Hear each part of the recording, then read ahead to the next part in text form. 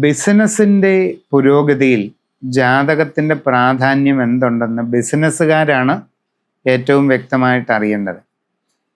നിങ്ങളുടെ ഗ്രഹനിലയിൽ 9ഉം 10ഉം 2ഉം ഭാവങ്ങൾ പ്രത്യേകമായിട്ട് പരിശോധിക്കണം. 10ാം ഭാവമാണ് കർമ്മ രാശി. 10ാം ഭാവത്തിൽ നിൽക്കുന്ന ഗ്രഹങ്ങൾ 10ാം ഭാവാധിപൻ എവിടെ നിൽക്കുന്നുവെന്ന് ശരിക്കു വിലയിരുത്തണം.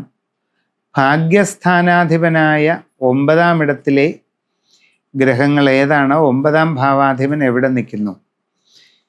പിന്നെ ധനത്തിൻ്റെ അനുഭവ ഗുണത്തെ തീരുമാനിക്കുന്ന 2ാം ഭാവം ഏത് രാശിയാണ്, അവിടെ ഏത് ഗ്രഹം നിൽക്കുന്നു, 2ാം ഭാവാധിപനായ ഗ്രഹം എവിടെ പോയി നിൽക്കുന്നു.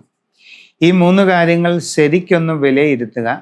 അതിനനുസരിച്ച് നിങ്ങളുടെ സാമ്പത്തിക അവസ്ഥയെ പൊതുവെ നല്ലതുപോലെ വിലയിരുത്തിയിട്ട് വേണം നിങ്ങൾ ബിസിനസ് രംഗത്ത് എങ്ങനെ മുമ്പോട്ട് പോകണം, ഏത് ബിസിനസ് തിരഞ്ഞെടുക്കണം, ഇതെല്ലാം തീരുമാനിക്കേണ്ടത് ഈ 3 രാശികളെ അടിസ്ഥാനപ്പെടുത്തിയിട്ടായിരിക്കണം.